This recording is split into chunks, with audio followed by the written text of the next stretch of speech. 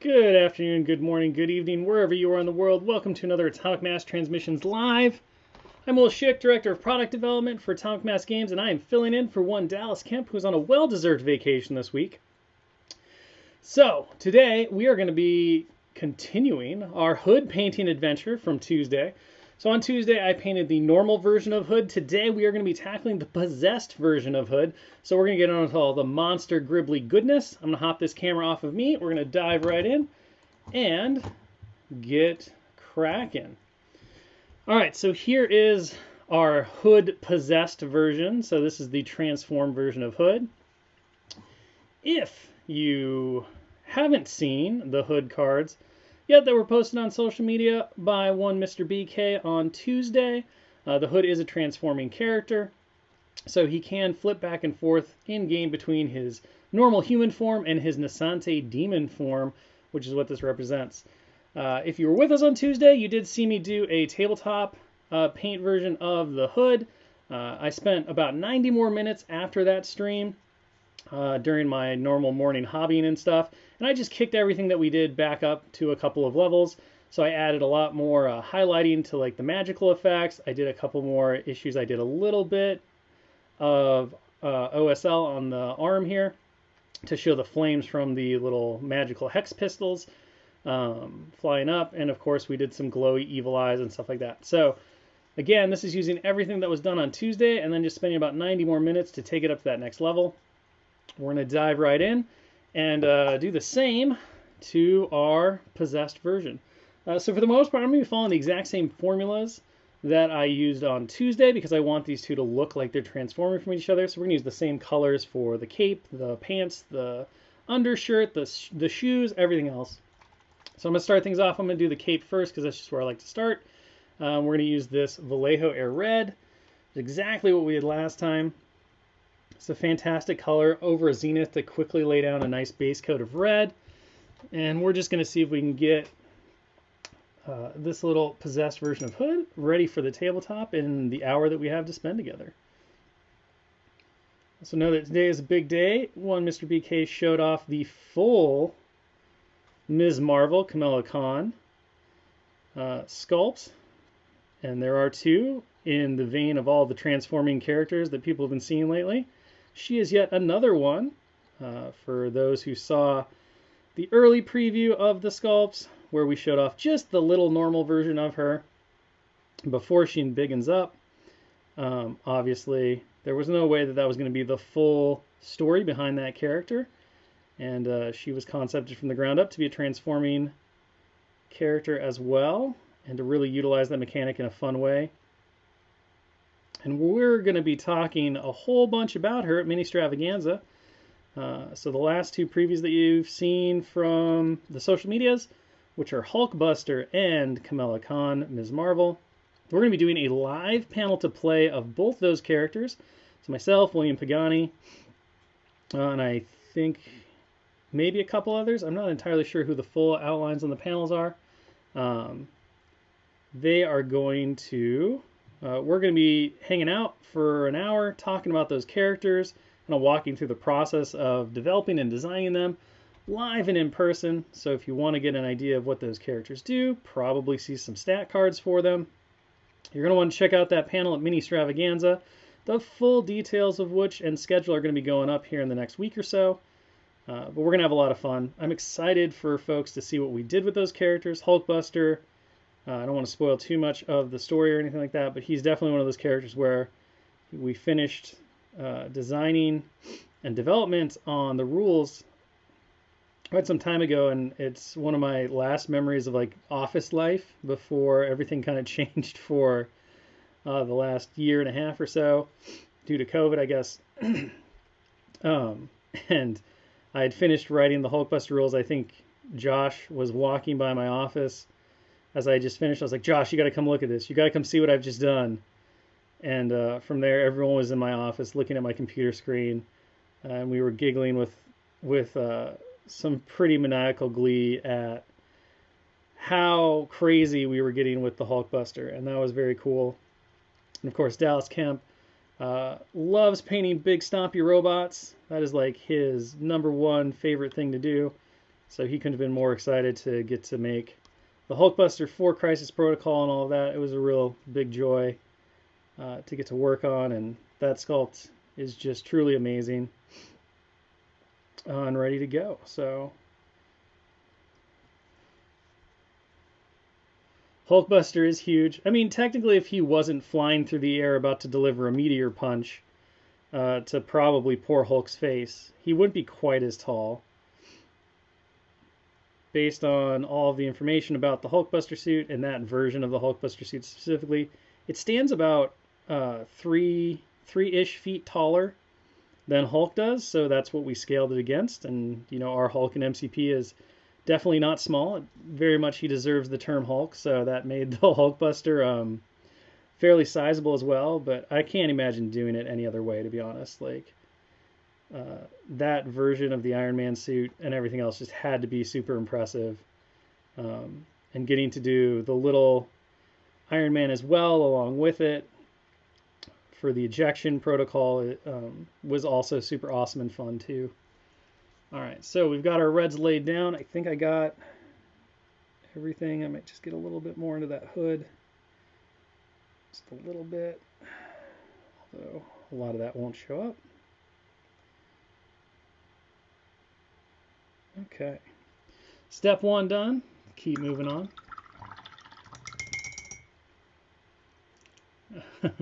Well, I can do this, and then you can tell me what your thoughts on Ms. Marvel's size are. So, there you go. And then our comparison, as always, everyone always wants to see things next to the Hulk. So, there's your Ms. Marvel and Biggin comparison next to, well, my kid's Red Hulk, but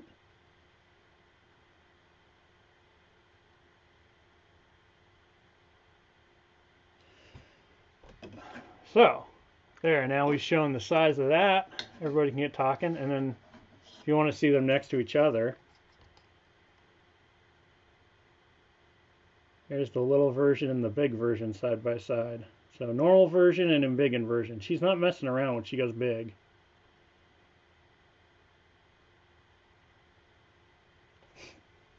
We talked a lot about what to do for the normal version's pose. We really just wanted to like capture that teenage attitude that, you know, she's just such a positive character, so excited to be. She's just happy to be there. And so it was a really big thing that we wanted to make sure that we did right with the sculpt and the attitude and the pose. And because we were putting so much action and dynamism into the big one, you know, it's a lot like seasoning. You don't want to over season stuff. And with her kind of like being all crazy and big and everything else, it was definitely one of those considerations where we wanted that at rest kind of like ready to go, just looking at the personality for the little version, and then the big version is all action, with still with that like positive attitude. She's just so happy. She's excited to be alongside all of the heroes and, you know, doing her thing, making life better for everyone else. And it was a fun kind of process with her team tactic cards as well, and kind of making her a defining role within the game. So I'm very excited to sit down and go through both those characters at Mini Stravaganza. And of course I have the mini all prepped, so you can kind of tell that since I have Hulkbuster and Ms. Marvel sitting on my 2 paint shelf, there's going to be some hobby videos coming here soon about those 2 characters as well. We're going to get paint on them. I can guarantee you we're going to play some games with them, COVID willing, on stream. So got a lot of cool stuff in store for them and everything else that's going on.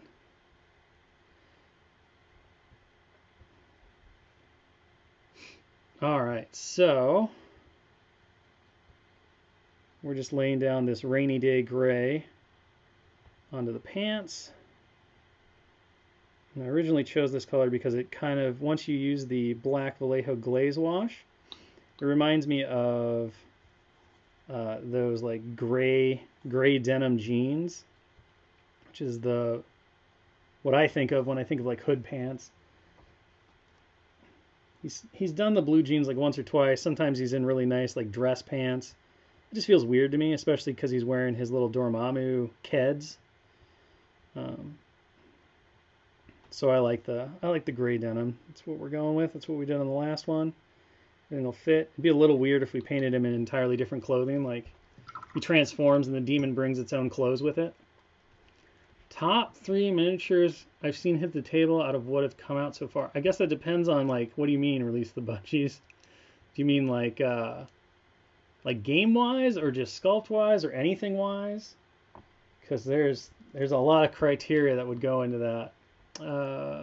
Blood Fist 03. We played a game last Thursday actually. We played the Dormammu Ultimate Encounter. We do have plans to play some more games as long as COVID continues to allow us to do that. We have a lot of fun. We have a lot of fun playing games, and I can't wait to keep doing that. So we talked about this on Tuesday, the Boombox 1337. We did give a nod to Hood as a leader with the Hood Gang card, which is actually like a temporary leadership in terms of its effect and its universal abilities, because it just affects everybody for one round. So you can take that with the Hood and basically kind of represent Hood in the comics when he does take on leadership of the gangs and stuff like that. He's not, this version of Hood is definitely not in his full glory yet. There's certainly, Hood has had moments in the comics where he's rivaled characters like the Kingpin and other big crime lords in terms of his power and scope. Because of the complexity and kind of the uniqueness of his transform mechanics and everything else that was going on, we didn't want to add a leadership to him. We wanted to make sure that we like to make sure that characters focus in on what their initial goals are. But Josh Colon did a solid for everyone. Came up with the idea of doing the Hood Gang team tactic card, and it effectively just works exactly like the Hood having a leadership. It just happens to be a temporary leadership, and it's a powerful effect that stacks on top of your normal criminal syndicate leadership from Kingpin. So it does cost you a team tactic card, but utilized properly with everything else that the criminal syndicate wants to do, it is real good. So certainly worth taking a look at. But yeah, I mean, I think that someday as we explore new versions of these characters, and obviously we've seen several new versions coming out lately between Amazing Spider-Man. Now we have Hulkbuster on the horizon. We had Agent of S.H.I.E.L.D. Black Widow early on. There's a lot of opportunity for us to go back and re-explore characters at different points in their careers with different kind of abilities and power sets and all of that stuff. So if a character comes out and it's not the version of the character you were hoping for, take heart. There's always more versions to come on the horizon. In addition to just new characters or characters that you're waiting for and we haven't done yet. So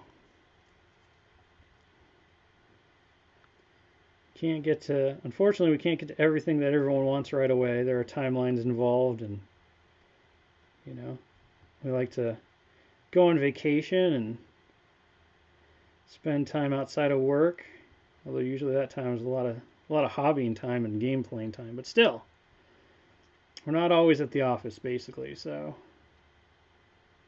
I like to make sure and take time for that. I have to figure out what his undershirt is. This guy wears so many shirts, it's insane. The transform mechanic actually came first. Gwenticles. He's asking in the chat. The transform mechanic came with Ant-Man and Wasp, who were designed and kind of concepted pretty early on. They were the first ones that we knew we wanted to do. Post-core set, we knew that we were going to have to find a way to make them transform. So we worked on the transform mechanics and how to do that cleanly in the game compared to, there's a lot of like replace character or replace miniatures on the tabletop, and sometimes those rules work, sometimes they're really clunky. So we did our best to come up with a version of that we thought worked better than anything we'd seen before. And from there, once we had that mechanic in place, a lot of the mechanics, you just kind of build on them. They become tools in your toolbox. And so when the right moment comes around and you see something that can utilize those, you get to use it again. And that's kind of like the really cool thing. You mean the little Iron Man Fall of Blood? The little Iron Man armor doesn't really have a mark. It's just our version of the Hulkbuster, of the interior Hulkbuster suit, because that's not necessarily something that's specific. So we just kind of created our own look for that suit based on things that we had seen in the comics and some design choices to make him look a little different from the Iron Man in the core box. So it doesn't have an official mark. It has the Hulkbuster mark, I guess. It's just the Hulkbuster's Iron Man suit. Okay, so we have to think about what we want to do with the flesh. I'm going to use this Hellbound flesh because it just seems like, why wouldn't you? But first I'm going to actually continue on my mix of the white. I'm going to add a little more white into my mix here, because this is kind of going to be a staged highlighting thing. So I just want to add more white, and we're going to come and do some highlights.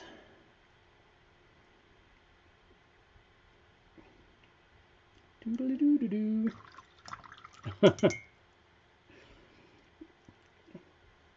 That's certainly, I think there's certainly possibilities for more Iron Man suits. I know I know a lot of people are very excited for an Armor Wars affiliation or something like that. Who knows what the future holds?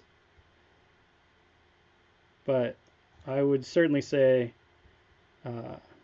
with Dallas Kemp's love of big stompy robots and everything else going on, I wouldn't count Hulkbuster being the last Iron Man suit we ever do. Much like I wouldn't say Amazing Spider-Man is the last Spider-Man we'd ever do.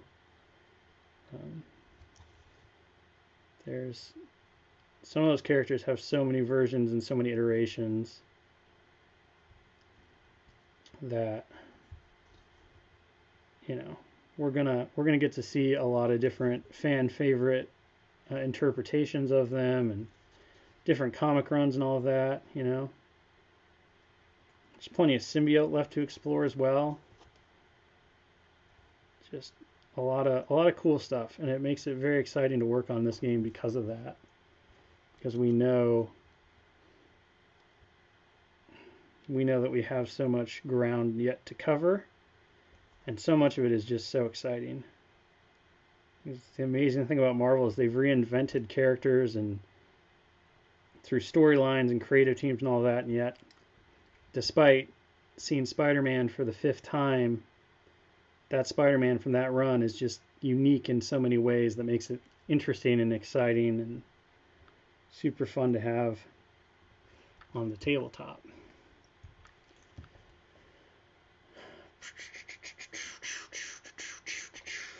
What about Man of Spiders, though? Just a whole mess of sentient spiders in a colony pretending to be a man.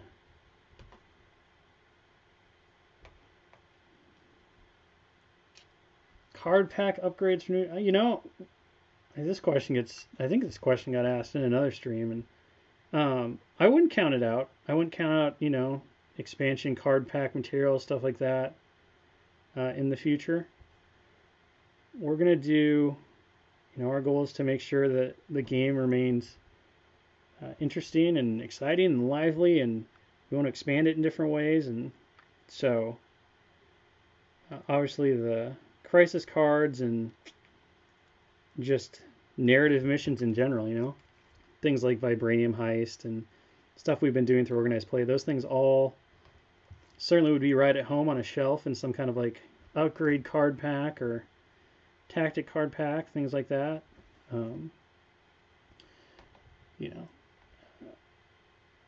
So I think it's definitely possible.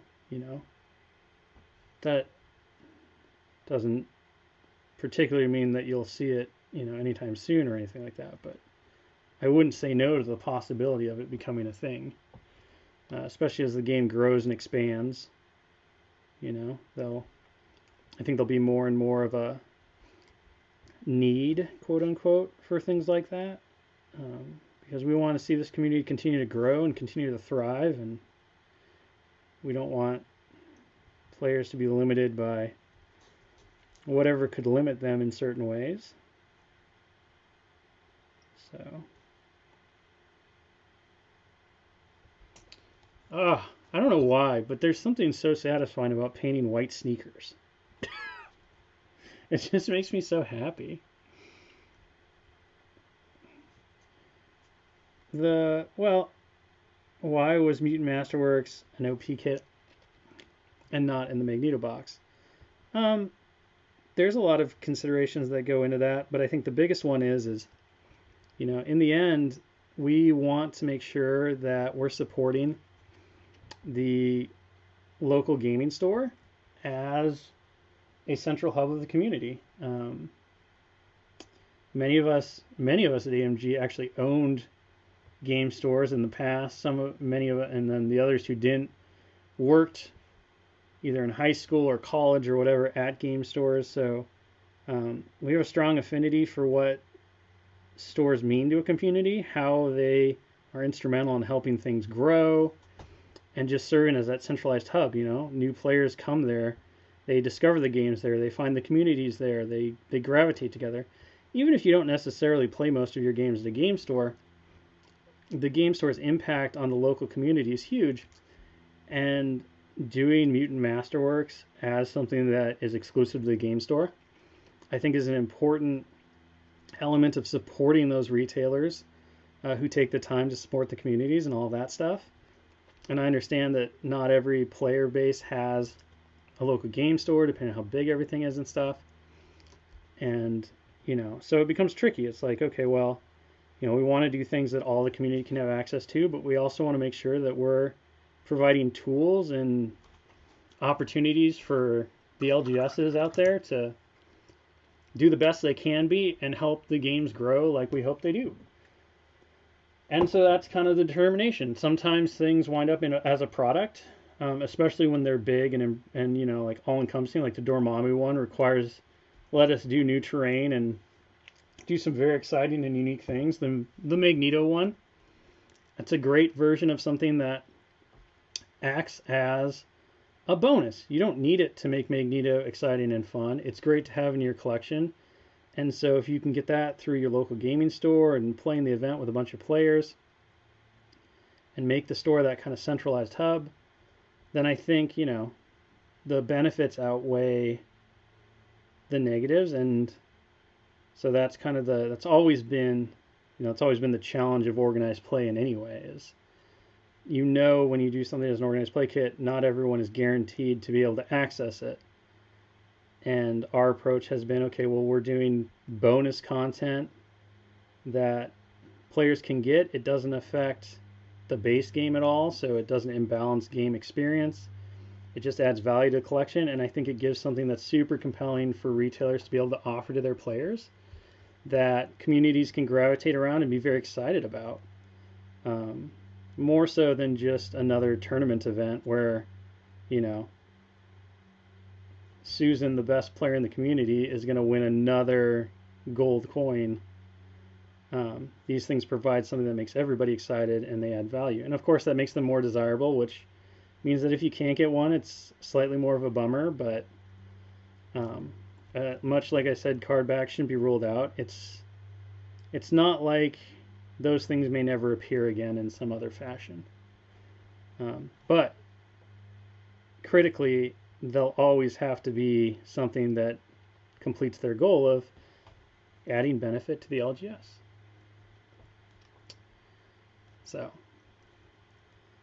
that's kind of the thought behind that. There's a number of different things that go into it, and we could put everything into the product package. We think it's important that we have organized play that promotes the local game store and helps them strengthen the community and be that community hub, and that only means that the game continues to grow. We get to do more cool stuff. You have more players and a vibrant community to play against, which makes the game more exciting and adds value to everything around it.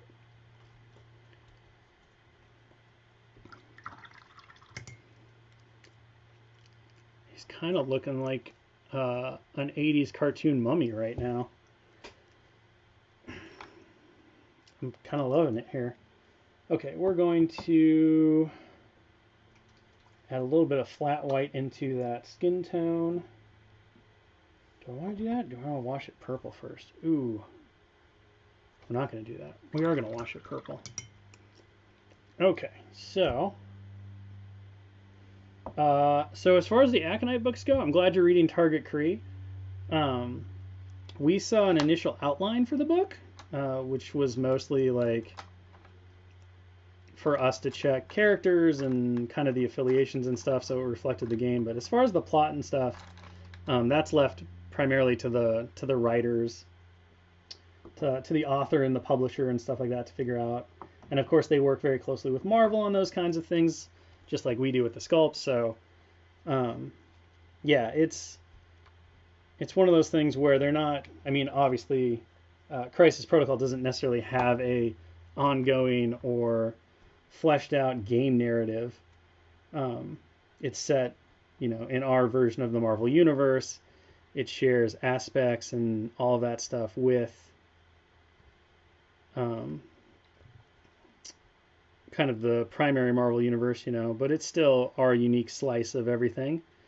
And we prefer to leave the kind of the larger storytelling to the players and the games that happen through the crisis cards and stuff. So we don't have an evolving narrative, and that works out really well from the Aconite side of things and the publishing thing, because it just allows them to tell stories that they think are cool and Marvel approves, and and that's great. So the way in which those are kind of tied into the games more specifically are because we see stuff early on. We kind of like, well, you should maybe look at this character. Oh, you're going to do this character. Well, we have some cool ideas for what they could be doing here based on how things work and all of that. So it's a little bit of a back and forth, but when it comes to the actual storytelling, we leave that to the professionals.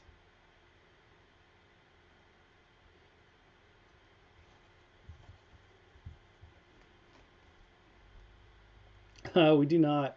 Maybe someday we'll get an official number. That would be amazing. And if we ever do, I will tattoo that somewhere on my body, because that would be a super proud moment. But we do not have an official universe designation yet. But it is, like I said before, it is not trying to be the 616 corollary. It just can't be, in a lot of ways, because that universe is ever changing and expanding, and they're doing different things with it, and we'd never be able to keep up. We draw a ton of influence from it, but at the end of the day, Crisis Protocol is our interpretation from a game and balance perspective and everything else of the 616 universe, which makes it different, just like any interpretation of the Marvel universe is. So, yeah, we do some things based on trying to maintain that tie and direct connection to 616. We do some things because of game balance concerns, and again, we're looking at a long-term plan. So if we just put every character, it's a lot like character abilities and other things. If you put every ability that ever applied to a character based on their entire Marvel continuity run, you would have just a mess of a game.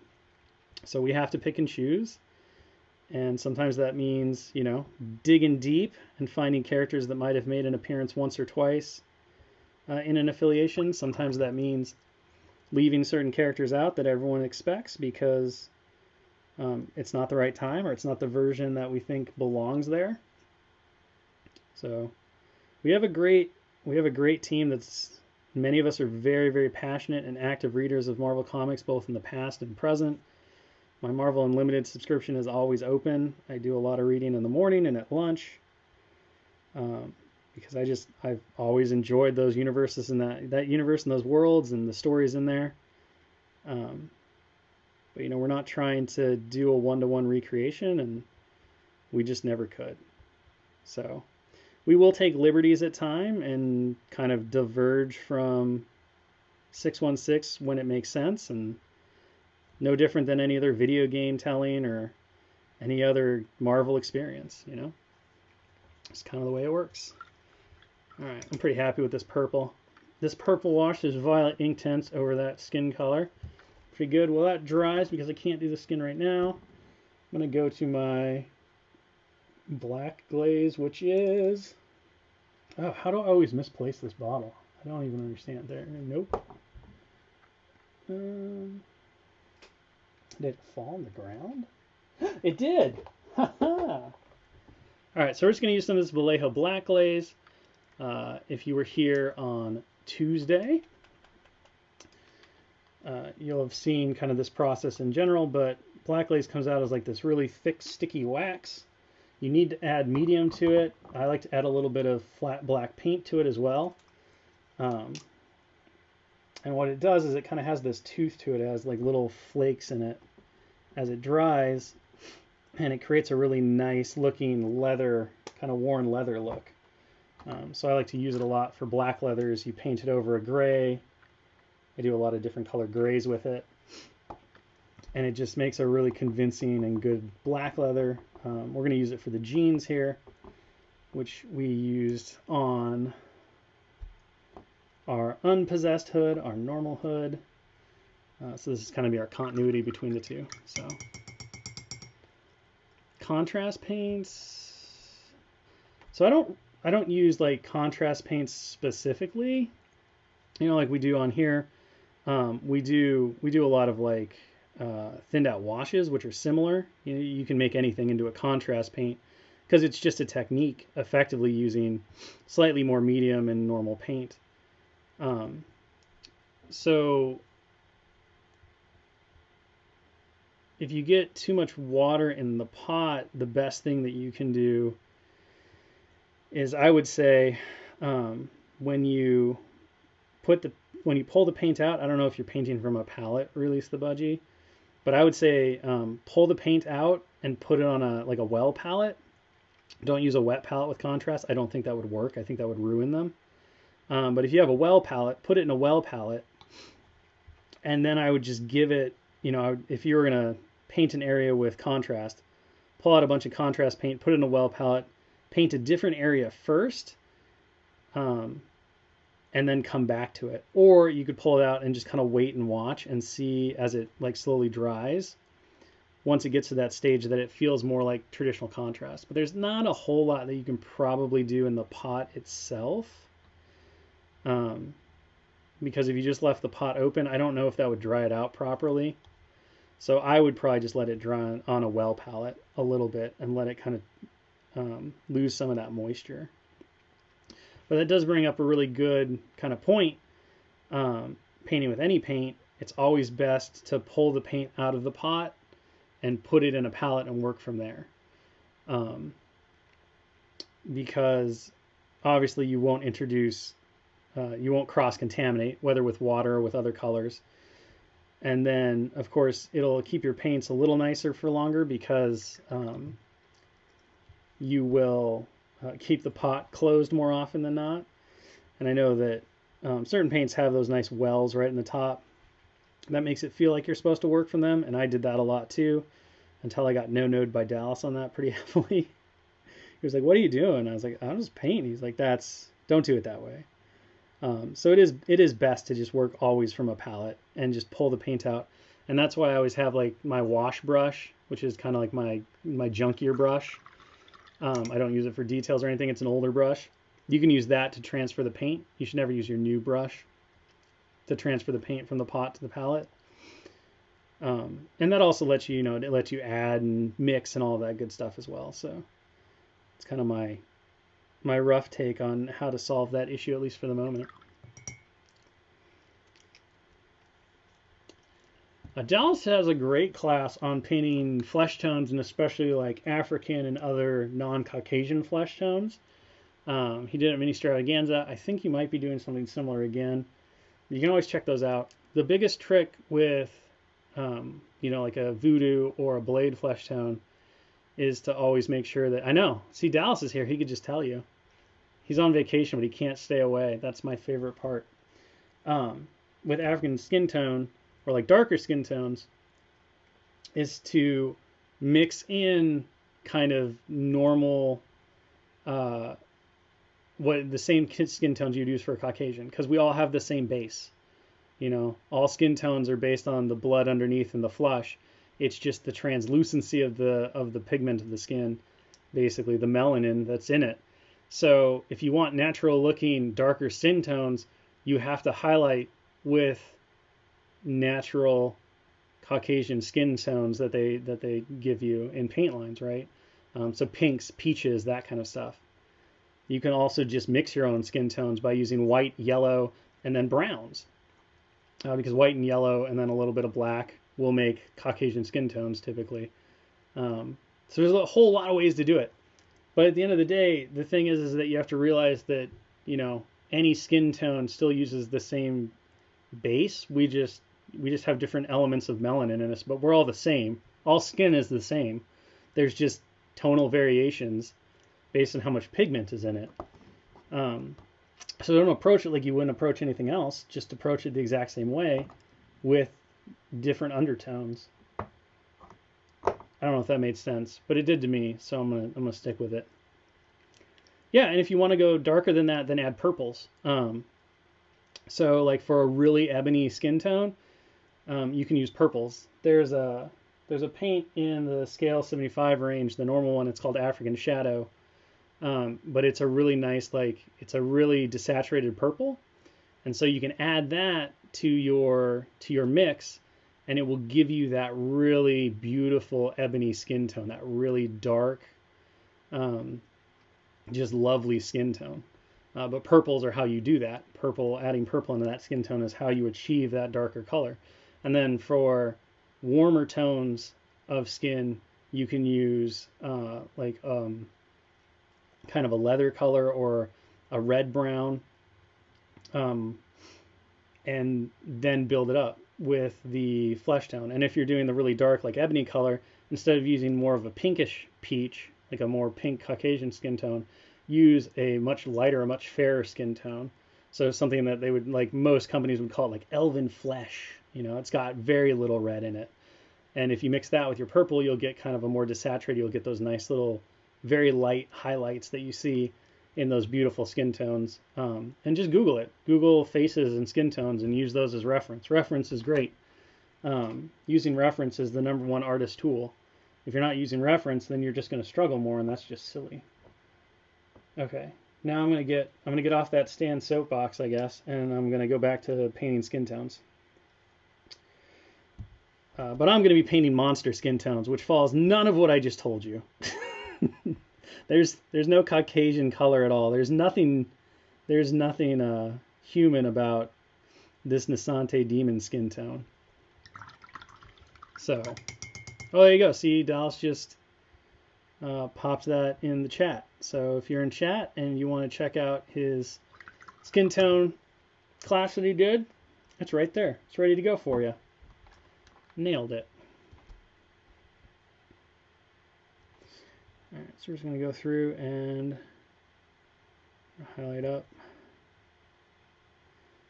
the skin tone.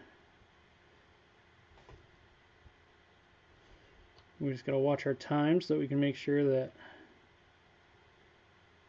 we don't run out of time to do the gribbly, toothy mouth. And painting monster skin tones is so fun too because you can just do whatever you want.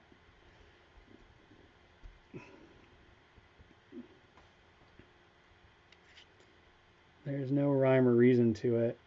I want this like really a natural, unhealthy looking skin tone, which is why I went with that Hellbound Flesh, which has a lot of green in it. And then we're going to use that purple because purple and green. Purple makes an awesome shade to green, just in general. I was working on my Iron Fist effect, the little energy dragon that he's punching in the sculpt. And I actually started with purple, and then I highlighted up with fluorescent greens because purple has an undertone and a shade to fluorescent green. It makes it look so cool. So it really adds to the magical value of it. So with this Hellbound Flesh, that being that it's like on the greener scale, having that purple undertone in there is going to look really nice, and it's going to add to that a natural kind of monster feel, which is what we want. We want him to be all spooky.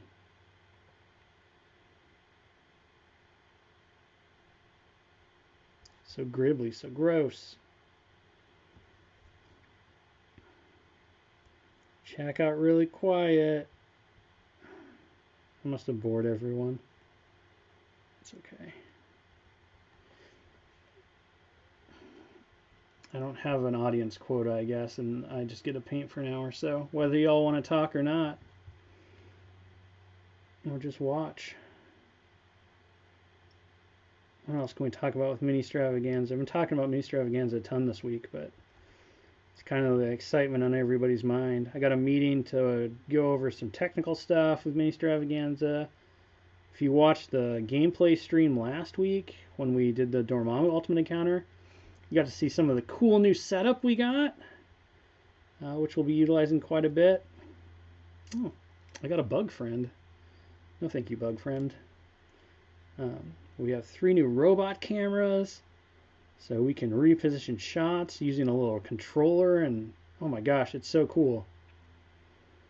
It's so cool. I'm going to be actually running it tomorrow. We're gonna have a live stream game tomorrow for one of our other games on stream, so you can check that out. If you want something to do on Friday at 1 p.m. Pacific, we're going to have a lot of fun. Will Pagani and Michael Plummer are going to be playing. Should be really fun. Can't wait to get another Marvel Crisis Protocol game in the next couple weeks as well. And then, of course, we'll be rolling right into Mini Stravaganza. We do have a couple of gameplay streams planned for that as well. One of which is going to be featuring Crisis Protocol, and I have a high suspicion that we're going to be showing off a couple of the characters that we were talking about earlier today on those streams. So that should be pretty cool. I'm going to take a look at them live and in action. You can check out the AMG crew playing with those as well. Oh.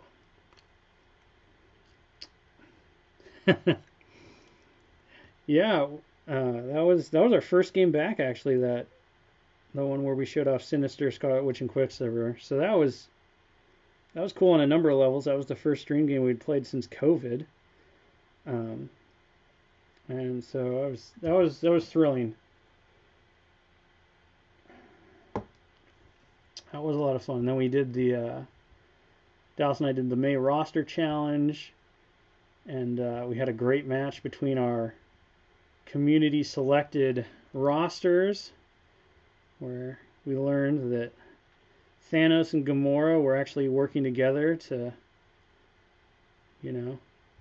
cause chaos across the universe and steal Star-Lord's power gem and all that good stuff. That game was so fun. I really thought I was going to lose, and then we pulled it out in the end thanks to Gamora just being a boss.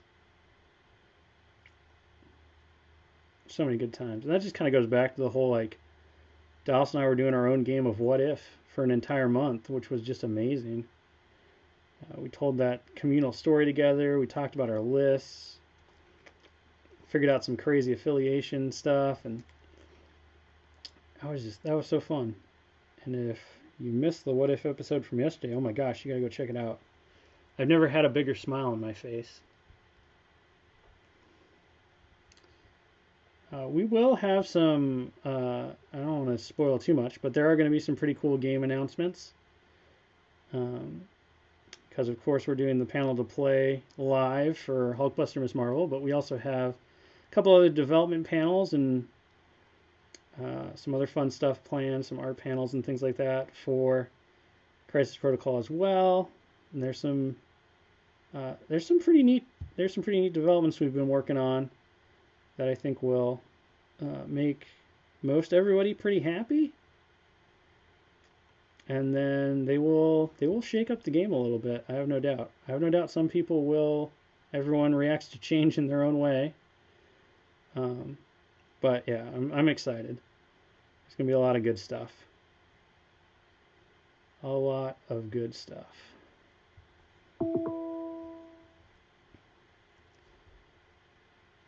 A lack of 2-point characters. So there kind of is a reason to that. One of the biggest things is balance. So Crisis Protocol very purposefully has a small, like a narrow point range or threat value range. Now with Dormammu, we all know that eight threat, not counting Infinity Gem nonsense from Thanos, but 8 threat is like the base of a character, is the highest, and then 2 threat is all we've seen for the lowest. And the thing with 2 threat characters is, they're very specialized in what they do, because game balance wise, you have to be very careful. The last thing we want the game to become, we talked about this before too, the game is supposed to be about these awesome, super-powered heroes and villains fighting together on a team and doing super awesome stuff. And while lower threat value characters I think are really important to the game's health, too many of them can imbalance the scales, and suddenly it becomes like a lot of little heroes running around kind of bullying their way around the board by numbers alone, and that's not the experience I think anybody wants. And it's something that we've been very cautious of since the initial inception of the game. It was a thing that we knew was always going to be something to watch, and it's something that every time a new 2-threat character comes in, we test very heavily for, and we always run a lot of games of, okay, can we abuse a list that only wants to run these tiny threat characters? And with Dormammu, that was extra true because Dormammu, of course, breaks the affiliation rule, where if you ran all the 2-threat characters, you probably won't get affiliation very easily, or at all. And yet Dormammu is like, oh, I don't care, right? If I'm here, you're playing my game. You're on my team. And so that was one of the biggest considerations that we had with Dormammu when we came up with how his leadership worked and how weird and different it was okay, well, what does that mean now that you can run in affiliation, quote unquote, all of the 2-threat characters? And, is that imbalanced, or is it healthy and good and interesting and stuff like that? So that's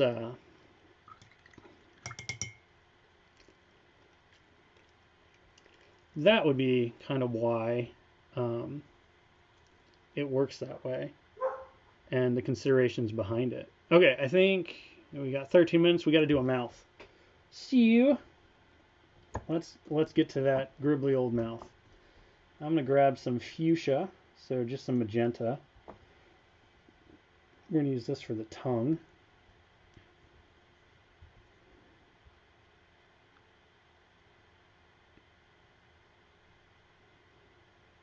And then I like to start with a base of magenta, typically for unnatural tongues and natural tongues, honestly, or like the insides of mouths, because it doesn't take much to really change its tone. So you can add like a Caucasian flesh in there, a little peachy flesh, and it'll go more pink. And you can kind of a natural color, you can add purple into it and make it look really gross and ugly. So there's a lot of different ways to take it. You can add a crimson to it and just like really amp up the overall colors.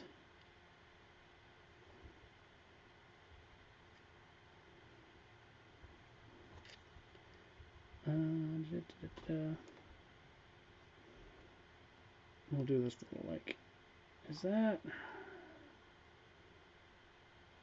I think we're gonna leave that. No.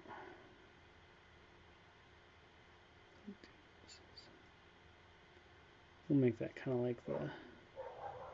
like a lizard thing. Some weird connective tissue for the mouth. Probably spookier. I'm leaving it as flesh colored, and we'll pink that. We'll make it kind of translucent and pink. Okay.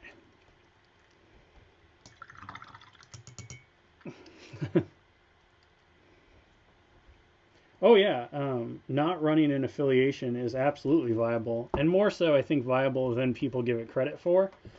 You know, a lot of people like it. Is it the most efficient way to play? Absolutely not. Uh, but is it completely viable for play? I think so, and that's something that we've always wanted to keep in mind. The community obviously gravitates towards, and a lot of the people who talk and make podcasts and stuff, they're looking for those efficiencies. They're looking for the optimum way to play, quote unquote.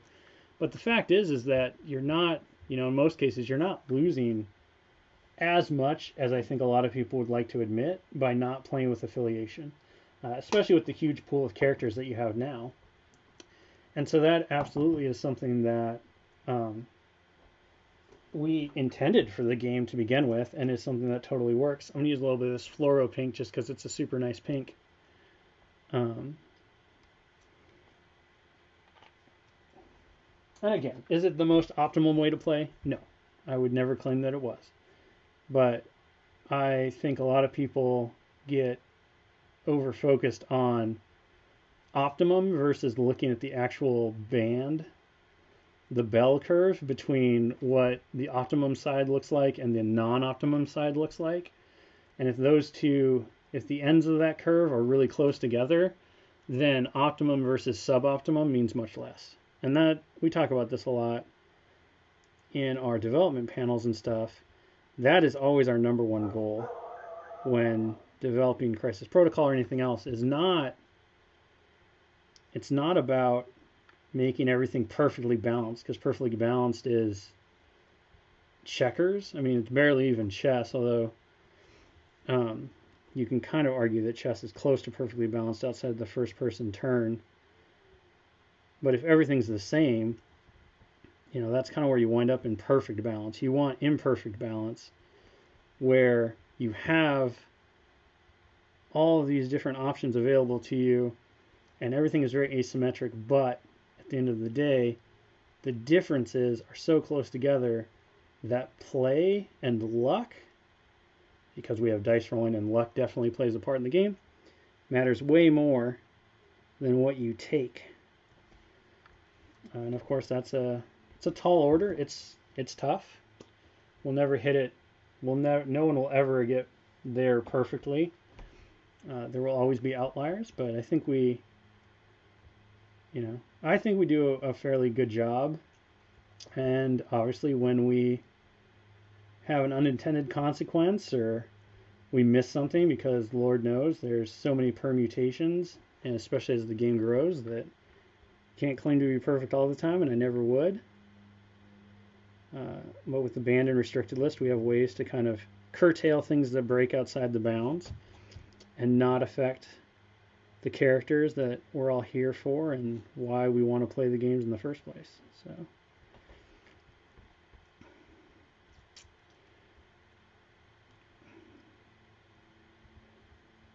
the game needs more characters that change when injured. That's certainly an opinion, not one that I share, obviously. I think when it makes a lot of thematic sense, or there's something really big to be gained by a character gaining something when they change to their injured side or from healthy to injured, that's great. But I think the vast majority of the time, that is not the case. And you're welcome to not agree with that opinion. I mean, I respect that, and that's fine. I know it can feel more exciting, but there's also a lot of unintended things that come along with that. The game is already fairly complex, and there's a lot to remember and a lot to know. And the more you have to remember something changes from one side to another, especially on your side and somebody else's side, that becomes a lot more challenging. It raises the barrier to play and the ability of people to have easy access and a lot of fun. And so if that's not, I talk about this a lot, you have a complexity budget, and you never want to go into debt on that budget. And once you set that budget, you have to stick to it. So if you want to make the most complex game imaginable, and it's basically just a simulation but done through play, you can do that. How many people are going to be able to get involved and enjoy that? Well, that's kind of part of the question. And Who is that experience going to attract and be able to like grow with? That's another question. All these things are things that you have to take into account. We want Crisis Protocol to be a great entry point for new players and also to offer a lot long term to veterans and then players who come in and continue with the game. So there are choices that we made that directly impact that complexity budget. And obviously the flip days mechanic is one of them. If you were to sit there and be like, well, you have to either utilize the mechanic every time or not have it at all, I would tell you I wouldn't use it at all. That's honestly the truth. Now I think for things like Green Goblin, as you point out, Iron Man in the core set, who has a minor change in terms that he picks up the really cool unibeam attack, those things are awesome from a character, like a character by character basis. But suddenly saying that more characters need to do it, that's the part where I go, I just disagree. There are so many characters that we've done that I think it would just be forced on. You'd be like, okay, well, now this character has to do something different. Well, what do? I don't know. Just something, right? When it's really impactful and meaningful and helps define that character and who they are, then I'm all for it. And I think Green Goblin is an excellent example of something where, again, for us, because this is why we did it, no surprise here that I'm going to like this. That character and what we wanted to capture with that character, which was the goblin personality and how it affects so greatly every Spider-Man story that he appears in, where he is cunning and smart and beating Parker at his own game because he's so cunning and sinister, and then something goes wrong, he gets bonked on the head, whatever, and all of a sudden like his personality shifts because it's so volatile, because he's insane from the serum, and it completely, like, he throws all the plans out the window and he just gets intent on like getting rid of Parker. That was what we wanted to capture, and doing that with the injured mechanic was, it fit perfectly, and it was worth the added complexity in that case. But it's because not every character is a Green Goblin. So if you play Spider Foes, Green Goblin is radically different from one side to the next. But everyone else, that cognitive load is pretty low. It's pretty easy. And that's the trade-off. That's the balance that we look for when it comes to that budget and how it's spent. Iron Man gaining his unibeam attack, his desperate, it's kind of like his last desperate gamble. When the chips are down, he unleashes all that power in his arc reactor, and it usually depowers the suit or puts him into critical energy levels, but like he's got to do it, he's got to win the day. Thematically really cool and very fun. But Captain Marvel, does she really need a flip mechanic? I don't think so. And so you just kind of like, you determine like where it is, where are the iconic moments and where are they not. And balancing it that way means that, yes, a lot of characters don't wind up utilizing the mechanic, but that doesn't mean the mechanic isn't still really good, really useful and fun from a thematic and narrative and gameplay standpoint. It just means, it's utilized in a way that fits the complexity budget that we've defined for the game. So, there you go. That's the discussion. Agree, don't agree. And, everybody's opinion is kind of valid on that, because that is, unlike facts, all this stuff is pretty subjective. So subjectivity is when opinions come in. Is a piece of art good? Is it bad? Is a sculpt pose great? Is it terrible? Well, we can see those are pretty subjective. There's no right or wrong answer. There's only opinions. Not to get too preachy, but I think the problem is when we confuse opinions and facts and opinions, because they are very different. And when you mistake a fact for an opinion or an opinion for a fact,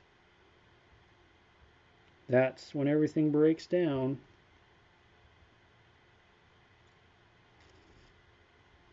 All right.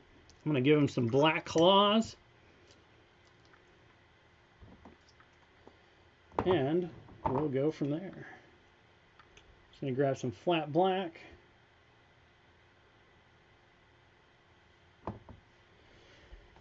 I mean, in the end, the flip mechanic originally started purely as a physical way to track when a character was injured. That's why it exists. It's only there so that you don't have to like use a token or anything like that. You could. We talked about it. Pagani was very on board with that initially. He's like, well, I don't want the cards to flip. It's like, yeah, but there's something really satisfying and very visual about flipping the card. Now the color is different. Everything just, you can tell. You know, we're on our injured side now, whereas a token can get misplaced, it can fall off. And for something that significant, tracking healthy and injured, it just seemed like the extra mechanical element was there. It's, you know, do things change on the other side? Well, yeah, you got a whole other side. You can do that. We can adjust stamina values and things like that if we want to. But the flip mechanic only exists as a way to track healthy and injured. That's why it's in the game to start. And then everything else after that is just kind of like playing with the mechanic you have alongside the complexity budget that you've established to make the game the best version of the game that you believe you can make it. Shablam! We got some cool black demon claws now. Alright, and it's 201, so with that, I think, oh my gosh, I gotta do the undershirt. I need an undershirt color. We'll use this. This will be fine. I'm just gonna grab this abyssal blue here because I wanna actually like complete our objective. So just gonna do that. There. Boom. So there is our completed, ready for the tabletop, possessed version of Hood.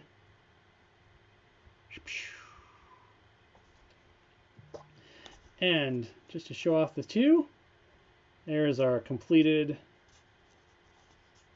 version of non-possessed Hood next to possessed Hood. So I'll probably spend probably not 90 minutes on this one because I don't have the big magic effects. This will probably be another 60 minutes just to do some more stuff to the cape. Kind of punch up some of those details a bit more because I like to do that in my hobby time. But we got an amazing looking tabletop ready miniature in an hour using some very basic techniques. So hopefully this inspires you, makes you excited to get your own version of Hood on the table and ready to go. Until next time, everyone out there, please stay safe. Please stay good to each other. Continue to have all the cool conversations that happen online. Be sure to post your own miniatures. We are doing Bump in the Night, which Possessed Hood works perfectly for, as our hashtag Marvel Crisis or Painting Protocol challenge on Instagram. So post up all of your Bump in the Night paint jobs on Instagram using that hashtag Painting Protocol. We'll be picking those at the end of the month. Otherwise, again, stay safe, be good to each other. We will see you tomorrow at 1 p.m. Pacific. We'll be back with a gameplay stream featuring Michael Plummer and Will Pagani, squaring off with some of our other games that we have in the catalog. And then join us back next week, Tuesday, 1 p.m. Pacific. We're going to be painting up some more cool stuff. It might even be a Hulkbuster. I want to say it might be a Hulkbuster next week. So if you want to see me paint that behemoth, tune in. Otherwise, till next time, friends, take care.